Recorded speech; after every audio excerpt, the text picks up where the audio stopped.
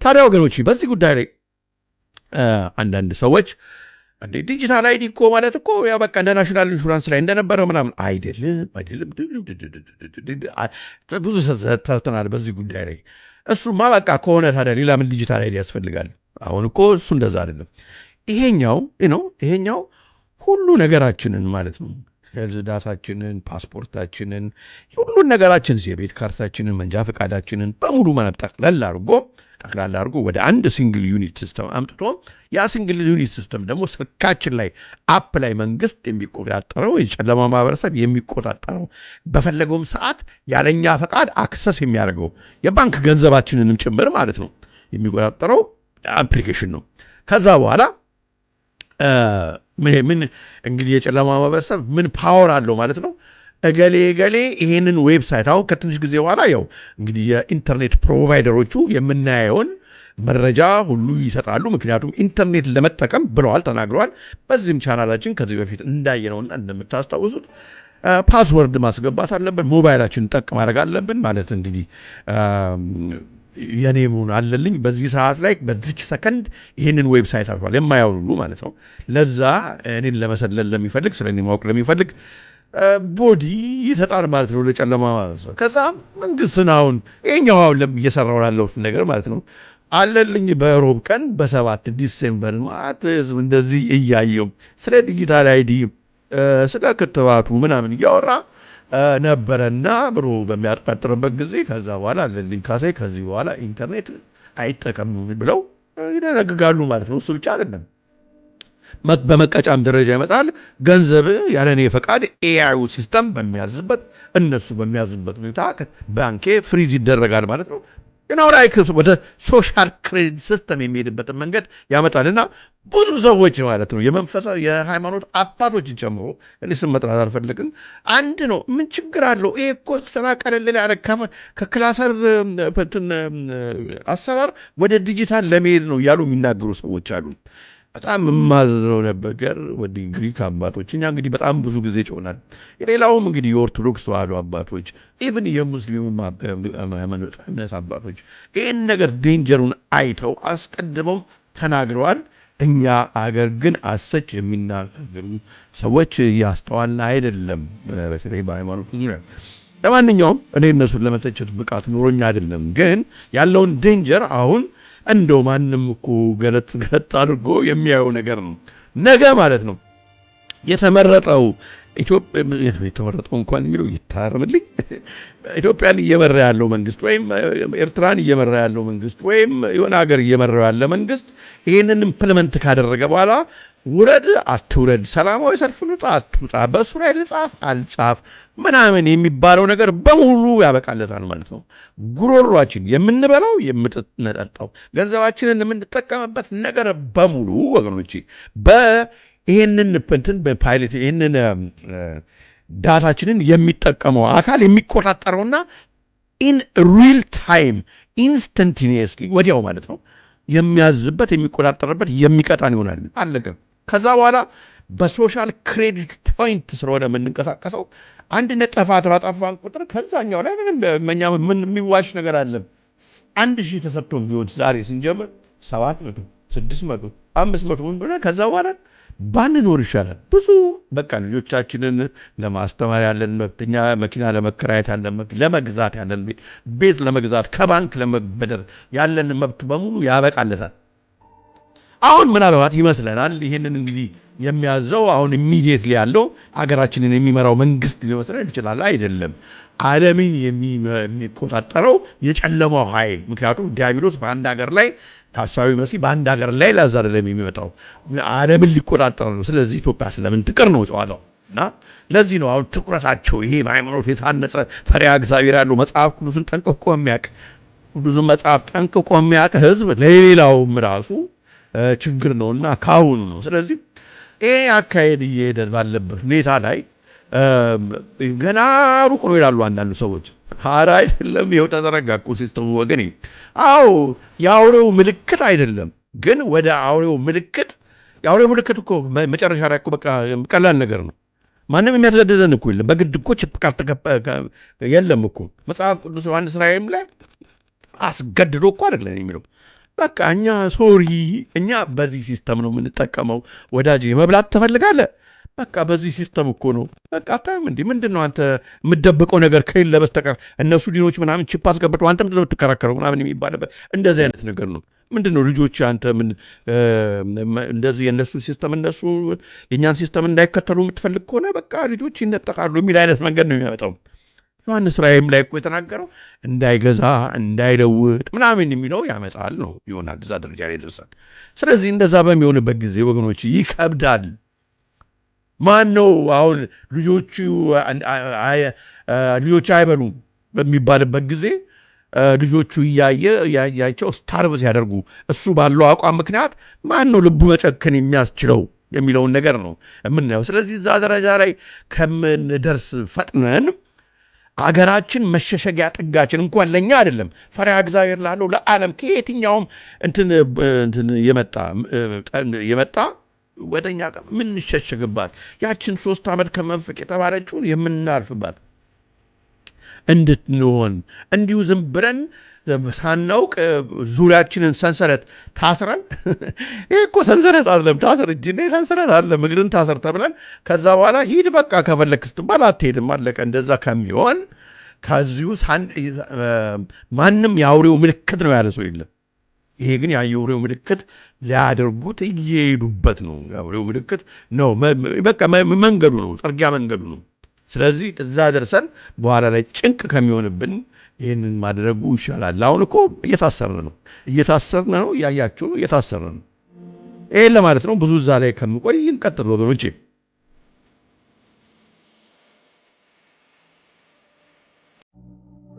እየተሰራልን ያለው ራሻኖቹ እንደሚሉት በሩሲኛ በራሻኛ ቋንቋ ማለት ነው ዲጂታል ጉላግ ወይንም ስውር እስር ቤት ነው። እስር ቤቱ አይን ያላቸው ብቻ የሚያዩት አይን የሌላቸው የማያዩት ማለት ነው። ምን አለ ምን ተፈጠረ አዲስ ነገር የለም ይሉ ይችላሉ አንዳንዶች። እንደዛ አይነት እስር ቤት ነው። አይን ላላቸው ለባነኑ የነቁ ሰዎች የሚያዩት እስር ቤት ነው። የመጣውም በቴክኖሎጂ ሰበብ ነው። የእጅ ስልኮቻችንን እና ኮምፒውተሮቻችንን እነርሱ ከሚቆጣጠሩት የኢንተርኔት መረብ ጋር በማቆራኘት ሕይወታችንን በሙሉ በእነርሱ መዳፍ ስር እንዲውል ማድረግ ነው።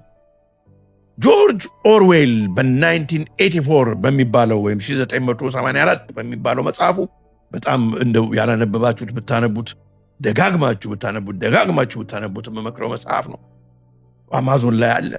በሚባለው መጽሐፉ እንደተናገረው አይነት አስፈሪ የባርነት ወይም ኦርዌላውያን ዓለም ውስጥ እየገባን እንገኛለን። የባርነት ዓለም ውስጥ ማለት ነው።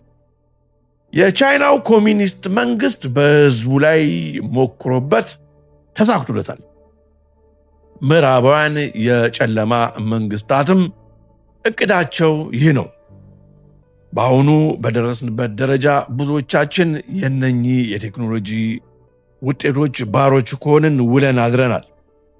ያለ እነርሱም መኖር እንደማንችል ያመንም ጭምር ይመስላል። ነገር ግን ታሪኩ ሌላ ነው። በዚህ አይቆምም። ይህን ካደረግ ገንዘብህን ከባንክ አታወጣም ወይም ገንዘብህን በቃ አትጠቀምም። ይህንን ስላደረግ ይህንን ተከልክለሃል የምንባልበት ጊዜ በደጃችን ነው። የሰው ክህሎትን ወይንም ኢንቴሊጀንስን አርቲፊሻል በሆነ እነሱ በሰሩት ኢንቴሊጀንስ ወይንም ክህሎት የመቀየር መንገድ ነው። የእቅዳቸው ሙሉ በሙሉ ተግባራዊ በሚሆንበት ጊዜ በመላው ዓለም ማለት ነው ተግባራዊ ሲሆን ይህንን ኢንቴሊጀንስ የሚቆጣጠረው ጥቂት የማህበረሰብ ክፍል ቢሊዮነሮቹ፣ ኤሊቶቹ፣ የጨለማ ማህበረሰብ ማለት ክፍል በተረፈው የዓለም ህዝብ ላይ እንደ አምላክ ሆኖ መግዛት የሚችለውን አቅም ሊያገኝ እንደሚችል ብዙዎች ማስጠንቀቅ ከጀመሩ ቆይተዋል። አረሰምበት ብለዋል። የአውራው ጉንፋን ጊዜ የሰው ልጆችን በወረሳቸው ፍርሃት ምክንያት ሙሉ በሙሉ ለሲስተሙ ይታዘዙ ይሆን ወይንስ አይሆን የሚለውን የሞከሩበት ትራያል እና መልሱንም ወይም ሪአክሽኑን የህዝቡን ሪአክሽን በግልጽ ያዩበት የሙከራ ጊዜ ነበር። ኦቤይ ኦር ዩል ዳይ የምትባለውን ተግባራዊ አድርግ ያለበለዚያ ትሞታለህ። የምትባለውን መወጋቱን ነገር ተቀበል አለበለዚያ ትሞታለህ። ይገርማል። እስከ ዛሬም ድረስ በመኪናቸው እየሄዱ የፊት ማስክ የሚያደርጉ ሰዎችንም እያየን ነው። ዘ ፓወር ኦፍ ሰጀስሽን ነው ያሉት አነቃቂዎቹ። የሳይኮሎጂካል ሰቨርሽን ምን ያህል እንደሚደንቅ እንደሚያደቅ ይሻላል እንደውም ያየንበት ጊዜ ነው። ከምንም ጊዜ በላይ በዓለም ላይ ያለ ህዝብ በሙሉ ማለት ነው ዘር እና ነገድ ወይንም ድንበር ሳይወስድ ነው ዘመኑን በመዋጀት የመጣውን አደጋ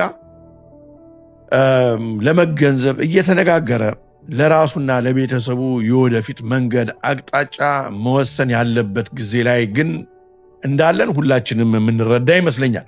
አሁን ለሰዎች ከምን ጊዜውም በላይ የሚያስፈልጓቸው ጊዜ ላይ መድረሳችንንም መገንዘብ ይኖርብናል። የጨለማው ማህበረሰብ ይህ አዲስ ስርዓት ወይንም ዘ ኒው ወርልድ ኦርደር ሊገዛን ያሰበው ለያይቱ ስለሆነ ለየብቻችን በጭንቀት ቆፈን ይዞ ስለሆነ ማለትም ባልን ከሚስቱ፣ ልጆችን ከወላጆች፣ ወገንን ከወገኑ፣ ጎረቤትን ከወዳጁ እንደዛ አድርጎ ሊያይቶ ሊገዛን ስለሆነ የመጣው በዚህ በቴክኖሎጂው ሰበብ ዛሬ ስልኮቻችን ላይ ተጠቅመን አይደል እንዴ? በድሮ በባቡር ወይም በባስ ሰዎች በሚሄዱ ጊዜ ያወሩ ነበር። አሁን ግን በእያንዳንዳችን ስልክ ውስጥ ዲጂታል ጉላጎኖ እንደ አጥር የማይታየው እስር ቤት ውስጥ ከገባን ቆይተናል። ማን ከጎናችን እንደተቀመጠ ሁሉ አናቅም። በሳሎን ቤቶቻችን ከልጆቻችን ጋር ከባለቤቶቻችን ጋር ስንቀመጥ እንደዛው ነው። በቃ ተለያይተናል። በቤታችን ውስጥ እውነትን የምናገኘው ከዛው ከእጅ ስልኮቻችን ከላፕቶፓችን ነው። መጽሐፍ ማንበብ የለም፣ ሰዎች መወያየት የለም፣ ኢንተራክት ማድረግ የለም፣ ቀርቷል። ስለዚህ ይህንን አይነት እንግዲህ እየመጣ ያለውን ነገር ብንችል ማለት ነው እምቢ ልንለው ይገባል። እምቢ እንበለው። ጤናማ የሆነ የመተዛዘን እውነተኛ ሰዎች ከሰዎች ጋር የሚያደርጉት የዕለት ዕለት መግባባት፣ መነጋገር፣ መወያየት አሁን እንደ መድኃኒት የሚሆንበት ጊዜ ውስጥ እየገባን ነው። ያለበለዚያ ብዙ ሰዎች ሊያብዱም ሁሉ ይችላሉ። ትዝ ይላችኋል ያውራ ጉንፋኑ ጊዜ በየቤቱ ሰው በተቀመጠበት ጊዜ ስንት ትዳር ፈረሰ፣ ስንት ሰዎች አበዱ። ብቸኝነት ክፉ ነው። ከትንሽ ጊዜ በኋላ አሁን እያየን እንዳለው ብዙ ሰዎች ሰውን ሳይሆን ኤአይን ልክ በቻት ጂፒቲው ምናምን እንደሚታየው ማለት ነው እንደ ጓደኛ፣ እንደ ፍቅረኛ፣ እንደ ወዳጅ አድርገው የሚቆጥርበት ጊዜ በብዛት ይመጣል። ይህ ከባድ ነው። ሰሞንን ያጠፋል፣ ከእግዚአብሔር ይለያል። የሰው ልጅ ሴጣንንና ዕቅዱንም መቀየር አይችልም። እንግዲህ ሆኖም ግን አምላኩን ጉልበት አድርጎ ሕይወቱን በእምነት አንጾ መጓዝ ግን ለእያንዳንዳችን የተተወ ውሳኔ ነው። ይህ ጉዞ ታዲያ መስዋዕትነትን የሚጠይቅ የመስዋዕትነት ጉዞ ነው። ቀላል ግን አይደለም። ሁላችንንም እግዚአብሔር ይርዳል። ለዛሬው በዚሁ አበቃው። ወስብሐት ለእግዚአብሔር። ቸር ያቆየን። ሰላም ሰንብቱልኝ። Than $60 a month, Shu Qing's family depends on government handouts to get by. Handouts which could be cut if their score falls too low. 扣分你再整，可整得快，那不是压垮我的劳动，我跟罪犯一样。 To make matters worse, her family lost 5 points after a neighbor reported them to the village committee recently. The reason? An untidy goat pen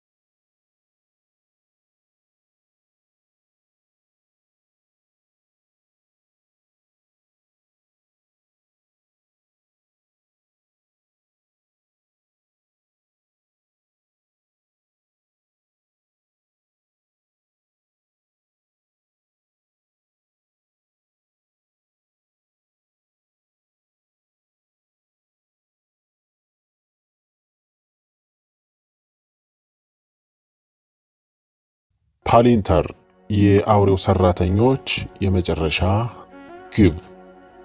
ፓሊንተር ማለት የአውሬው ሰራተኞች የመጨረሻ ግባቸው ነው። መላውን ዓለምና በውስጡ የሚኖሩትን ሰዎች በሙሉ ሁል ጊዜ ሁሉም ቦታ ላይ እያንዳንዱን እንቅስቃሴ መከታተል፣ የሁሉንም ሰዎች መረጃ ከነማንነቱ ከነታሪኩ መዝግቦ መያዝና በአንድ አይዲ ካርድ ተጠቅሞ የዛን ሰው ሁሉ መረጃ የመከታተልና የማወቅ ፍላጎትን ለማሳካት የታቀደ ነው። ይህ በቢሊዮን ዶላሮች ፈንድ የሚደረግ ድርጅት ከአሜሪካ እና ከእስራኤል መንግስት፣ ከፔንታጎን፣ ከሲአይኤ እንዲሁም ኤፍቢአይ ጋር በመሆን ሁሉንም መረጃ በአንድ የዳታ ቋት ማሰባሰብና ማንም ሰው እነሱ ከሚፈልጉት መንገድ ከወጣባቸው በካሜራዎች ተከታትሎ ምስሉን አውጥቶ ከምስሉ ስሙን፣ አድራሻውን፣ የሕክምና ታሪኩን፣ የባንክ፣ የትምህርት ቤት፣ የንብረት፣ የወንጀል መረጃውን፣ ሶሻል ሚዲያ ላይ ፖስት ያደረገውን ነገር ጭምር በማውጣት እዛ ሰው ላይ እንዲወሰድ የፈለጉትን አይነት ማንኛውንም ቅጣት ማስተላለፍ ነው። ስለዚህ ማንኛውም ሰው በሁሉም የዓለም ክፍል ከነሱ እይታ ሳይወጣ መረጃውን በእነሱ ሳይመዘገብ መኖር እንዳይችል እነሱ የፈቀዱትን ማሰብ፣ እነሱ የፈቀዱትን መብላት፣ መጠጣት፣ እነሱ የፈቀዱትን ማለት፣ እነሱ የፈቀዱትን መግዛት፣ መሸጥ ብቻ እንዲችል ለማድረግ ለማስገደድ የሚያስችል ዓለም አቀፋዊ ፍጹም አምባገነን አገዛዝን ለማስረጽ የሚደረግ ነው። የነሱን አምባገነናዊነትና ፋሺስት የነሱን ሁሉንም ነገር የማየትና የማወቅ ፍላጎት በዓለም ታሪክ የተነሱ የተባሉት አምባገነኖች ሁሉ እንኳን ሊስተካከሉት እንዲያውም አይቀርቡትም። ልክ እግዚአብሔር በመላው ዓለም ያለው ነገር ከእርሱ እንደማይሸሸገው ሁሉ በዓለም ያለ ሰው ሁሉ ተደብቆም በግልጽም የሚያደርገውን እንደሚያውቀው ሁሉ እነዚህም ያንን በመመኘት እንደ ፈጣሪ ለመሆን የመሻት ነገር ነው የሚታይባቸው። እነሱ በፈለጉት ጊዜና ሁኔታ በራዕየ ዮሐንስ ላይ ያለውን የአውሬውን ጸረ ክርስቶስ የተባለውን ሐሳዊ መሲህ በራሳቸው የጊዜ ሰሌዳ የማምጣቱ እቅዳቸው አፈጻጸም ሲሆን እነሱም የሚያምኑት ያ ቴክኖሎጂ ነው ሐሳዊ መሲህን ያን አይነት ኃይል እንዲኖረው የሚያደርገው። የአሜሪካው ዶላር ላይ ያለው በፒራሚድ ላይ ያለው ምልክት the all seeing eye ወይም ሁሉን የሚያየው አይን ይህ ነው ለዘመናት የተመኙትና ለመፈጸም የሰሩለት እቅድና ግብ።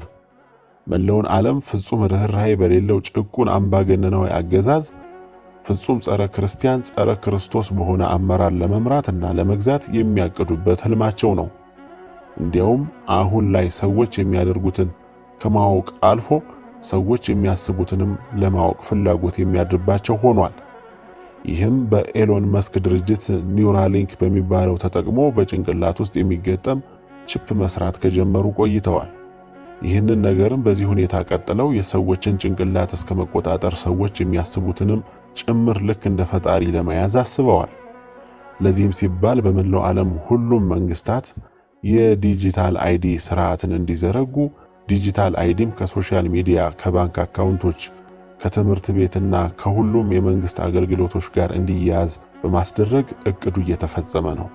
ታዲያ ከመላው ዓለም የሚመጣውን የቢሊዮን ሰዎች ዳታ ለመቆጣጠር ደግሞ እጅግ ግዙፍ ዳታን አውቶማቲክ በሆነ መልኩ የሚቆጣጠር አርቲፊሻል ኢንተለጀንስ በማዘጋጀት ያም መረጃውን በሙሉ እያዘጋጀ የማንኛውም ሰው ዳታ በተፈለገ ቁጥር በጥቂት ሰከንዶች ውስጥ የዛን ሰው ሙሉ ዳታ አዘጋጅቶ እንዲያስቀምጥ ማድረግ ነው።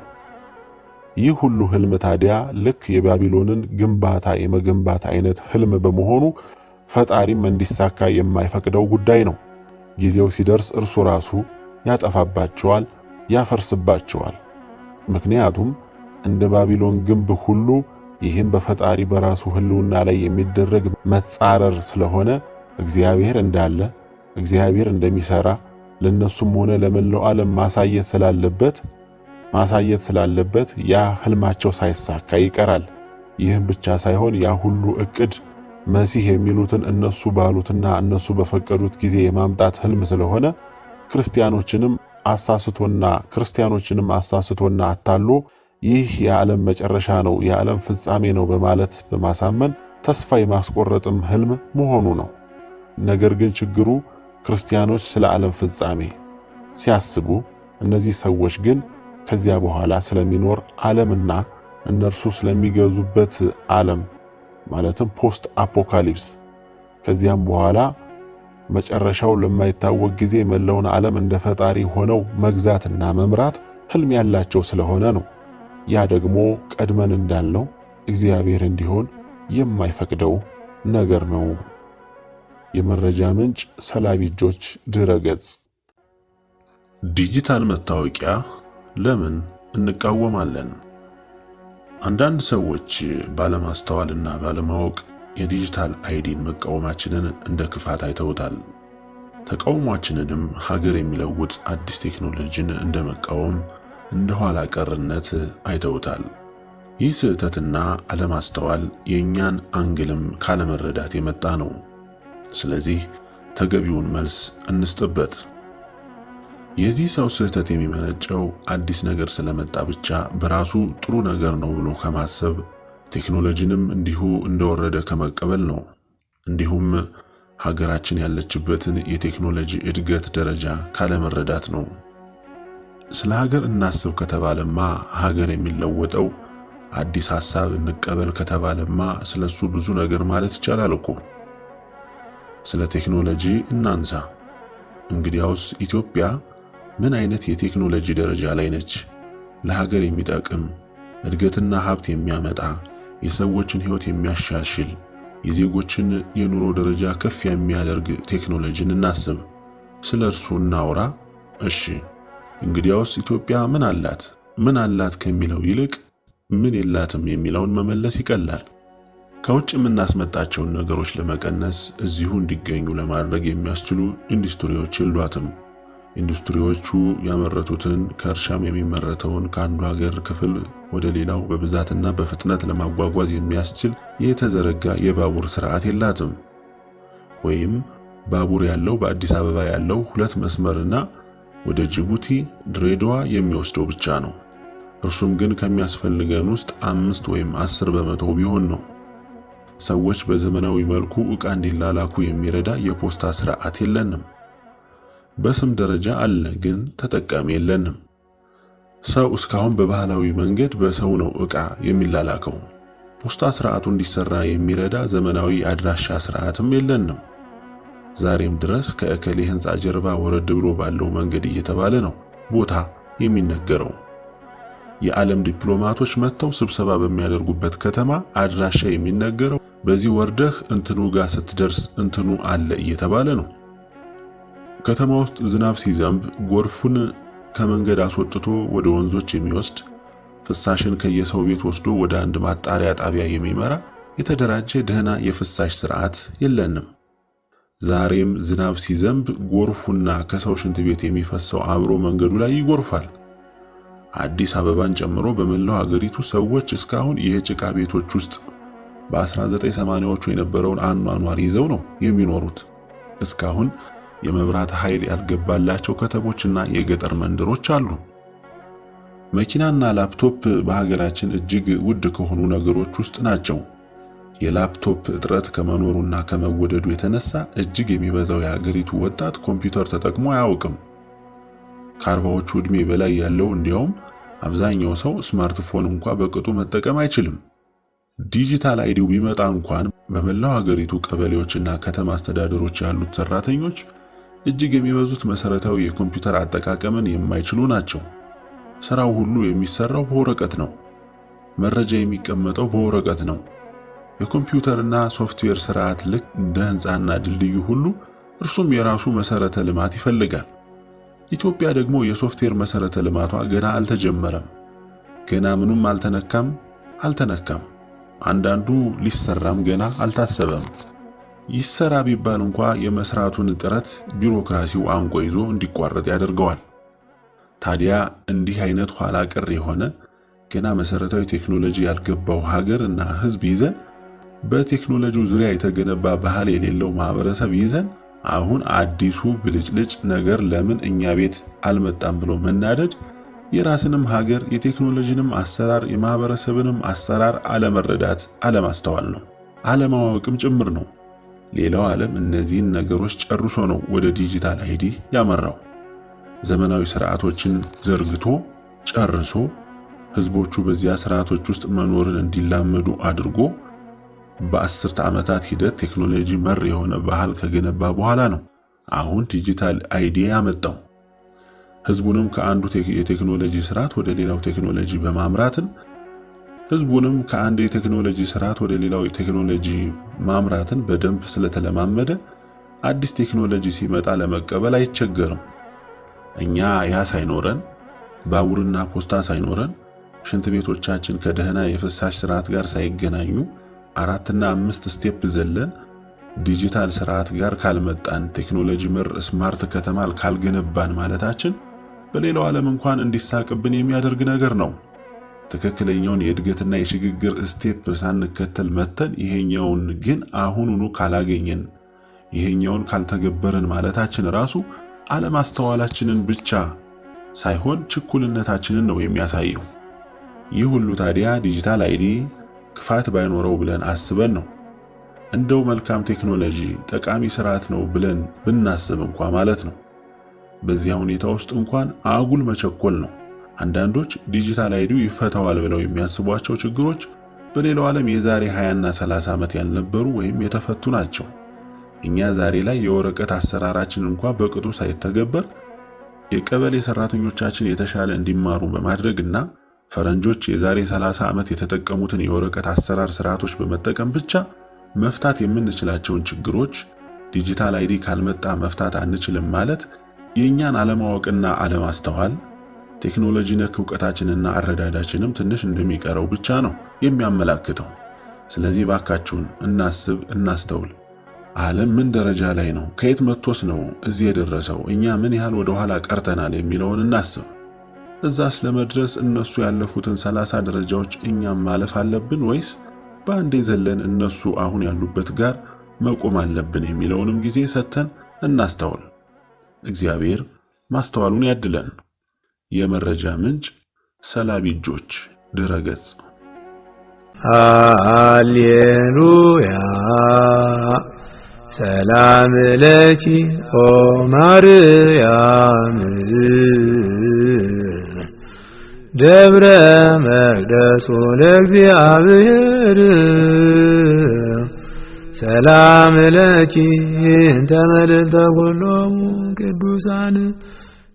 በስመ አብ ወወልድ ወመንፈስ ቅዱስ አሃዱ አምላክ አሜን።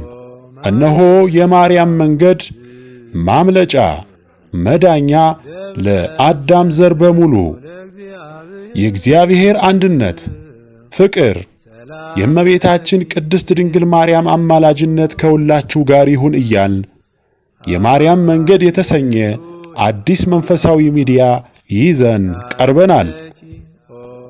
በዚህ መንፈሳዊ ሚዲያ አብ ወልድ መንፈስ ቅዱስ ያዘጋጁት እምዬ ቅድስት ድንግል ማርያም የባረከችው የሥጋና የነፍስ ምግብ የሆኑ ሐልወተ እግዚአብሔር፣ ትምህርተ ሃይማኖት፣ ክብረ ድንግል ማርያም፣ ዝክረ ቅዱሳን፣ ገድለ ቅዱሳን፣ የኢትዮጵያ ኦርቶዶክስ ተዋሕዶ ቤተ ክርስቲያን ታሪክ፣ ሥርዓተ ቤተ ክርስቲያን፣ የሀገራችን ቅድስት ኢትዮጵያን ታሪክ፣ የኢትዮጵያ ነገሥታትና የጀግኖች አርበኞች ታሪክ እንዲሁም መንፈሳዊ ዘጋቢ ፊልም ያገኙበታል። የማርያም መንገድ ማለት መዳኛ ወይም ማምለጫ ማለት ሲሆን ትውልዱ ስለ ኦርቶዶክስ ተዋሕዶ ቤተ ክርስቲያንና ሀገረ እግዚአብሔር ሀገረ ማርያም ተብላ ስለምትጠራው ቅድስት ኢትዮጵያ ታሪኳንና ማንነቷን እንዲያውቅ አውቆም የራሱን ቅዱስ የሆነ ታሪክ እንዲሰራ ለማስቻል የሚሰራ ኢትዮጵያዊ ቀለም፣ ኢትዮጵያዊ አሻራ ያለው ሚዲያ ነው። በውኑ ኢትዮጵያዊ መልኩን ወይስ ነብር ዥንጉርጉርነቱን ይለውጥ ዘንድ ይችላልን? በዚያን ጊዜ ክፋትን የለመዳችሁ እናንተ ደግሞ በጎ ለማድረግ ትችላላችሁ። ትንቢተ ኤርምያስ ምዕራፍ 13 ከቁጥር 23። ይህንን መንፈሳዊ ሚዲያ ለመደገፍ ሼር፣ ላይክ፣ ሰብስክራይብ ያድርጉ። እናመሰግናለን። እነሆ ከዛሬ ጀምሮ ትውልድ ሁሉ ብፅዕት ይሉኛል። የሉቃስ ወንጌል ምዕራፍ 1 ከቁጥር 48። ሰላም ለኪ እንተ መልዕልተ ኩሎሙ ቅዱሳን